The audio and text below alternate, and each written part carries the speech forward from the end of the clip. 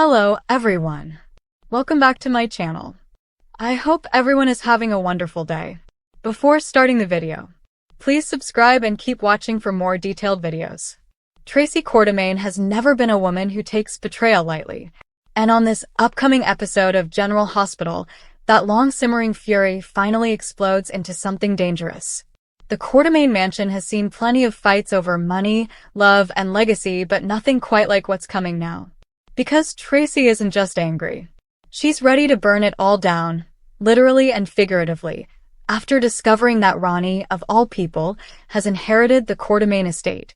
When the reading of Edward's amended trust comes out, the entire family gathers at the mansion, expecting the usual chaos. Brooklyn tries to keep her composure, Ned braces for his mother's temper, and Monica attempts to mediate. But no one expects what happens next.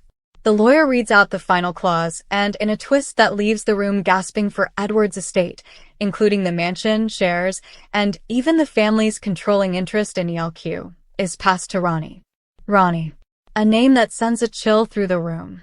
He isn't a Quartermaine by blood. He's an outsider, tied by marriage and old grudges. And now, somehow, he owns everything the Quartermaines built over decades. The silence that follows is suffocating.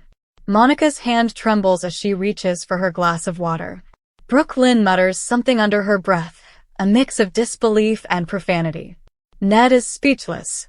But Tracy's face hardens instantly, her eyes cold, her lips curling into that familiar, dangerous smirk. She doesn't scream, she doesn't faint. She simply leans back in her chair, tapping her finger against the table, and says in that low, cutting tone only she can manage. Not if I can help it. That's the moment everyone realizes Tracy isn't defeated. She's planning her next move. Later that night, the mansion feels eerily quiet. Most of the family has gone to their rooms, except for Tracy, who stands by the fireplace, staring at an old portrait of Edward. The faint flicker of firelight reflects in her eyes. She whispers to herself, "You wanted chaos, Daddy? You got it." Then she picks up the phone and makes a single call. Whoever's on the other end doesn't need an explanation. She simply says it's time. Meanwhile, Ronnie arrives at ELQ the next morning, acting every bit the new owner he now technically is. He's smug, confident, and ready to flex his power. He claims he'll modernize the company, strip away the dead wood of Quartermaine tradition, and make ELQ more profitable than ever. But underneath his bravado, there's tension. He knows Tracy won't back down. He's been warned what happens when you cross her. And yet, he underestimates her one fatal way. He thinks she'll fight him in boardrooms and courtrooms. He doesn't realize she's preparing to destroy him in ways he'll never see coming. Tracy begins to move quietly, reaching out to her old contacts, those same shadowy business allies she used decades ago to manipulate corporate takeovers. She doesn't ask for permission. She doesn't ask for help. She gives orders. Within hours, anonymous trades start hitting the ELQ market. Rumors begin swirling online about fraud, insider dealings, and shady connections tied to Ronnie's personal finances. Brooklyn notices it first. She confronts her grandmother, demanding to know if she's behind the media leaks. Tracy doesn't deny it. She simply says if he's going to play Quartermaine, he better learn how the Quartermaines really play. But Brooklyn worries this is going too far. She fears Tracy is spiraling into revenge at the cost of the family's stability. And when Ned tries to reason with her, Tracy snaps. "You don't reason with a snake, Ned. You cut off its head before it bites you." That line echoes across the week. Because while everyone else is scrambling to protect what's left of their fortune, Tracy is laying the groundwork for something more personal, a reckoning that reaches deep into Ronnie's past. Elsewhere in Port Charles, word of the Quartermaine drama spreads like wildfire. Nina, ever the opportunist, sees a story angle and considers publishing it in Crimson. Drew, caught between business ethics and family loyalty, tries to mediate but finds himself shut out.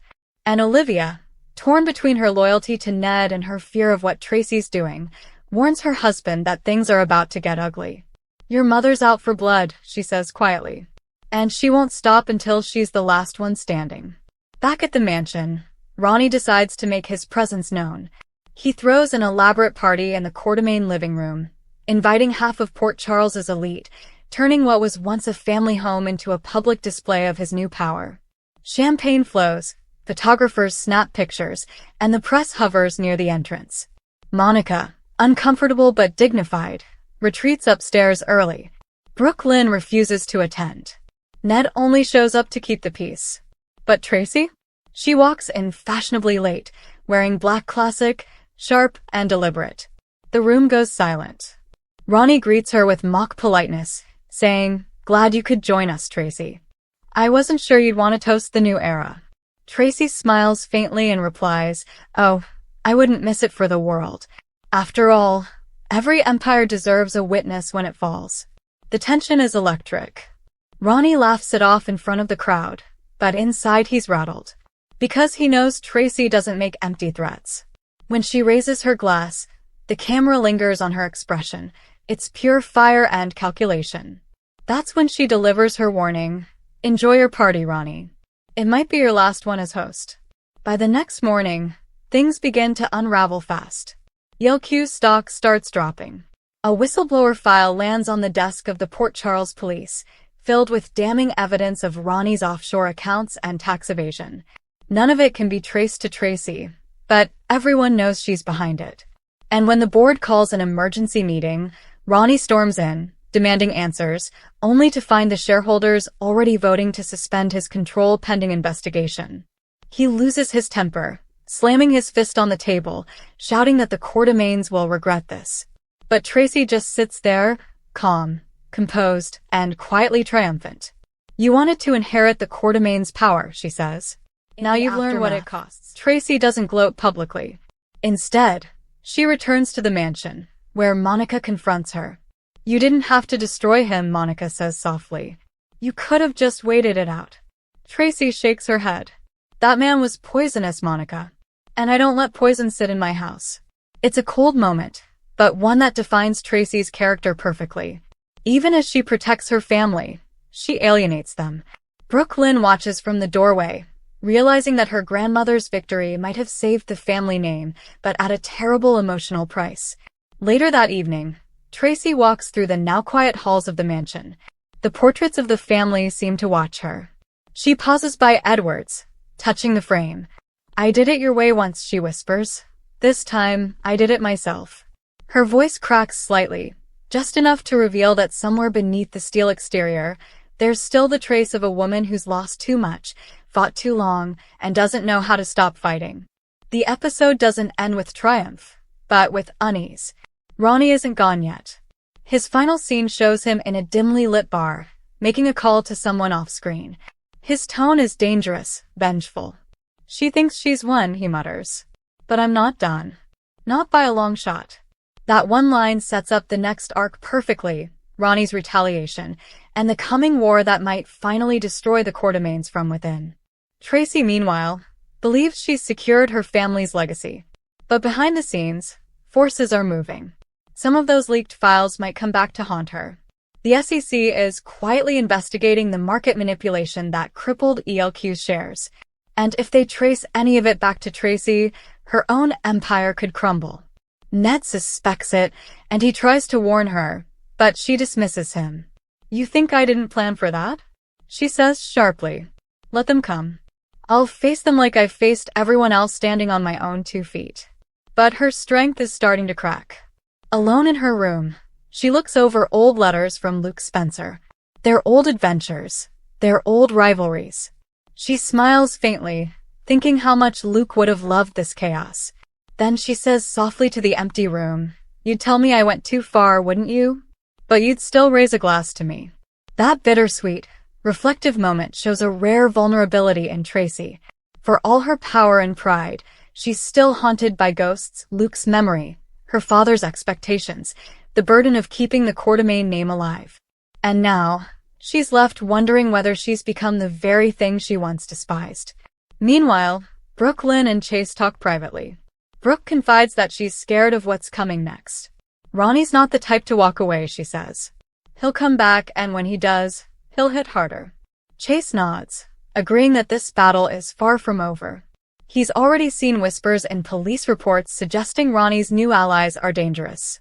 And if those alliances lead back to Port Charles, the Quartermaines might face something bigger than a financial war, a real threat to their lives. The episode teases that possibility in its closing moments. A car drives up the long driveway to the mansion late at night. The camera pans to Tracy sitting alone in the living room, sipping her drink, unaware of the headlights flashing outside. The screen cuts to black as the front door creaks open. No words, just that eerie silence, hinting that Tracy's war has only begun. The October 7th preview delivers everything General Hospital fans crave: family betrayal, power struggles, sharp dialogue, and emotional depth. It's not just about the inheritance. It's about legacy.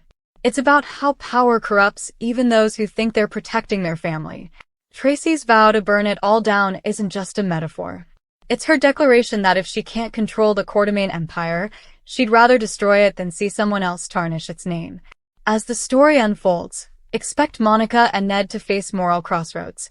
Brooklyn might try to rebuild bridges, even as Tracy isolates herself further. And Ronnie? He's out for vengeance now. The next move he makes could put every Quartermaine at risk. This is the kind of storyline General Hospital does best, mixing old family legacies with modern intrigue, keeping fans on the edge of their seats.